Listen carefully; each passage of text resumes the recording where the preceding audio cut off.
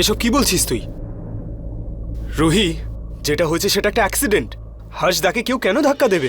সেসব আমি কিছু জানি না, কিন্তু যেভাবে হর্ষ দাদা ছাদ থেকে নিচে পড়েছে না, সেটা একদম ন্যাচারাল নয়। হর্ষ দাদার মানসিক অবস্থা বাচ্চাদের মতো হতে পারে, কিন্তু ছাদ থেকে লাফিয়ে পড়ার মতো বোকামি সে কখনো করবে না। দাদাকে নিশ্চয়ই উপর থেকে কেউ ধাক্কা মেরেছিল, আর আমরা সবাই তো নিচে চলেই এসেছিলাম। আর সবার শেষে কে এলো জানো কি বৌদি? তুই মানে তুই বলতে চাইছিস শেষে জানকী বৌদি ছাদে গেছে, সেই জন্য ও ধাক্কা দিয়ে চলে এসেছে? বাহ রুহি, তুই এর আগেও বৌদির উপর অনেক বাজে বাজে দোষারোপ করেছিস, but this time you are crossing your limit. সেজন্য পরের বার বৌদিকে দোষারোপ করার আগে 10 বার ভাববি। আমি কাউকে দোষারোপ করছি না, আমি শুধু ফ্যাক্টস বলছি, ফ্যাক্ট। জানকী বৌদি নিজের মুখে বলেছে যে ও ছাদে ছিল, আর সেই সময় হর্ষদাদা উপর থেকে পড়লো। আর মনে আছে যখন আমরা হর্ষদাদাকে তুলতে গেছিলাম, তখন ছাদের দিকে ইশারা করেও আমাদের কিছু বলতে চাইছিল? সেজন্য ওর উপর আমার ডাউট আছে। আমি এখনো 100% শিওর নই, কিন্তু আমার সব সন্দেহ না ওর উপর গিয়ে বর্তায়। Enough Ruhi, enough. কোনো প্রুফ ছাড়া তুই কি করে?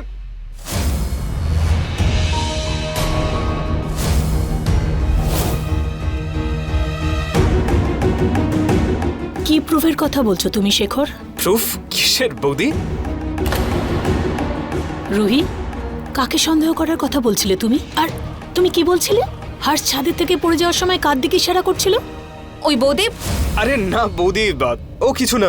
আরে তুমি তো জানোই দাদার এভাবে পড়ে যাওয়ার পরে দাদাকে এভাবে একা ছেড়ে দেওয়াটা ইটস ভেরি ডেঞ্জারাস। সো সেটাই ডিসকাস করছিলাম আমরা। এই কথাটা আমি কবে থেকে বলছি, কিন্তু এই বাড়িতে কেউ কি আমার কথা শুনবে? এই হর্ষের পাগলামি কোনো না কোনো দিন হয় নিজেরই প্রাণ নেবে, না হয় আমাদের সবার। তুমি একদম ঠিক বলছো, ওকে একা ছাড়া একেবারে dangerous. We be with him, ওকে?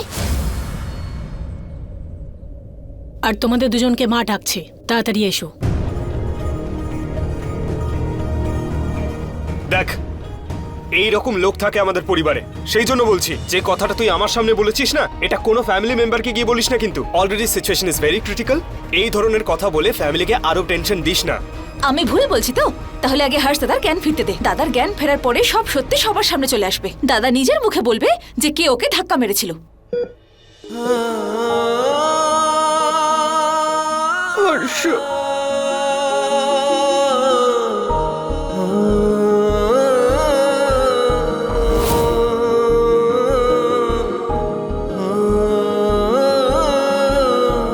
তুমি প্রমিস করেছিলে তো যে তুমি গুড বয় হবে, তাহলে এভাবে নিজেকে কষ্ট কেন দিলে? কেন করলে এরকম হর্ষ তুমি? স্পেশাল নার্সেস, মেশিনস, ওষুধ, সমস্ত ব্যবস্থা এখানে বাড়িতেই হয়ে যাবে। সেই জন্য যে কোনো মূল্যে আপনি আমার ছেলেকে বাঁচিয়ে দিন। দেখুন, সেসব তো ঠিক আছে, কিন্তু এখন ওনার কন্ডিশন খুবই ক্রিটিক্যাল। যদি রাতের মধ্যে ওনার জ্ঞান না ফেরে, তাহলে কাল সকালের মধ্যে ওনাকে হসপিটাল শিফট করতেই হবে। নয়তো কিন্তু কি? নয়তো ওনার প্রাণও যেতে পারে। কি কি? ডক্টর এরকম হতে পারে না, তাই না? আপনাকে ওনাকে বাঁচাতেই হবে। বাবা, ডাক্তার, আপনার যা যা করবার এখানে বাড়িতে করুন। হর্ষকে আমরা হাসপাতালে নিয়ে যেতে পারবো না। দেখুন, অ্যাজ এ ডক্টর আপনাকে আমি এটাই সাজেস্ট করবো যে ওনাকে হসপিটালে শিফট করুন। বাকি আপনাদের ইচ্ছে। বাবা, বাবা যে করে হোক হর্ষকে এবার হসপিটালে অ্যাডমিট করুন। হ্যাঁ রাম, জানুকে একদম ঠিক বলছে। বাবা, এটা হর্ষের জীবনের কথা, জেদ করিস না, তোর কাছে হাত জোড় করছি। হসপিটালে নিয়ে যাব কি করে? ওখানে গেলে সবাই তো জানতে পেরে যাবে যে এ হলো হর্ষ। ও কি সাধারণ মানুষ নাকি? জানুকি, প্লিজ তুমি আর হসপিটালের কথা বলো না। আপনি কিভাবে কথা বলছেন দাদা? ওর সত্যিটা লুকোতে গিয়ে ওর প্রাণটাকে তো আমরা বিপদের দিকে ঠেলতে পারি না। আপনি চান না ও ভালো হয়ে যাক? জানো কি, হর্ষের জীবিত থাকাটা আমাদের জন্য অত্যন্ত প্রয়োজন। তাহলে বাবা প্লিজ ওকে হসপিটালে নিয়ে যাওয়ার ব্যবস্থা করুন। শোনো, জানুকে ঠিক বলছে। এই সময় আমাদের দুনিয়ার নয়, হর্ষের কথা ভাবা উচিত। আমি তোমার সামনে হাত জোড় করছি, আমাকে আমার হর্ষকে ফিরিয়ে দাও যে কোনো মূল্যে। আর এমনিতেও এই সব কিছু তোমার জন্যই হয়েছে। আমি শুধু নয়, সবাই বলেছিল এভাবে হর্ষকে ছাদে বন্ধ করো না, কিন্তু তুমি তাই করলে। সবিতা, আমি যা করেছি সেটা ওর ভালোর জন্যই করেছি। আমি কখনো ব্যাস। ভাবতেও যদি আমার হর্ষের কিছু হয় না, তাহলে আমি তোমাকে কোনোদিন ক্ষমা করব না।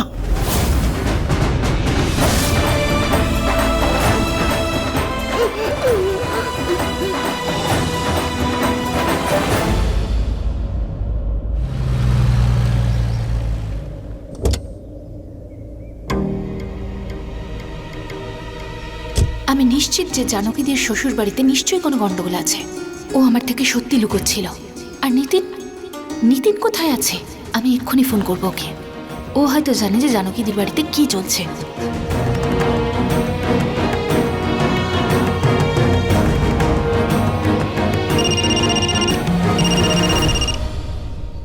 হ্যালো, হ্যাঁ নিতিন, কোথায় তুই? বাবা মাকে বললো তুই নাকি জানকীদের বাড়ি যাবি। আর যখন আমরা গেলাম তোকে তো দেখতেই পেলাম না। কি তুই ওখানে গেছিলি? সংক্রান্তির শুভেচ্ছা জানাতে।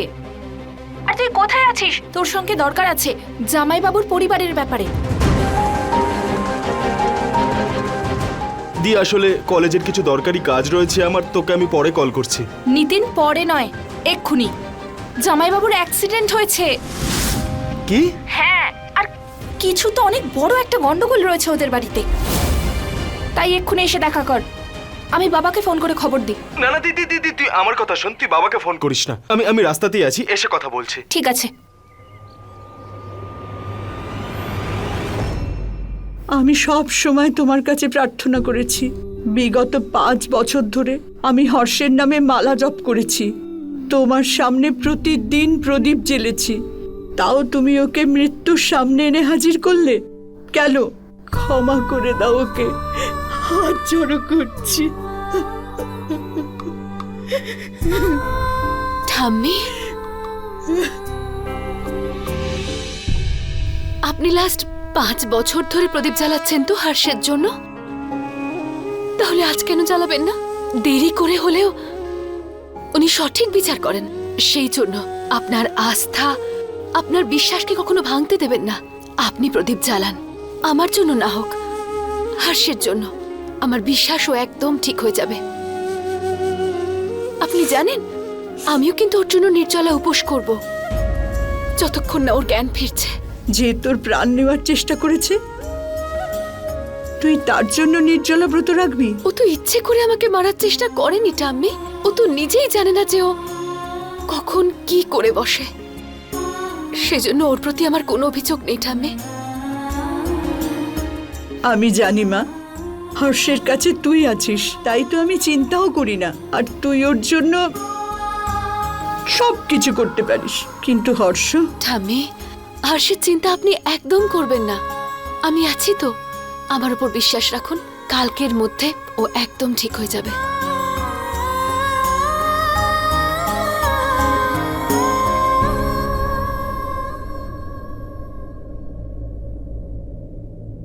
দি তুই কিছু বলছিলি অ্যাক্সিডেন্টের ব্যাপারে? জামাইবাবু টেরেস থেকে পড়ে গেছে, আর কেউ জানে না যে কিভাবে হয়েছে।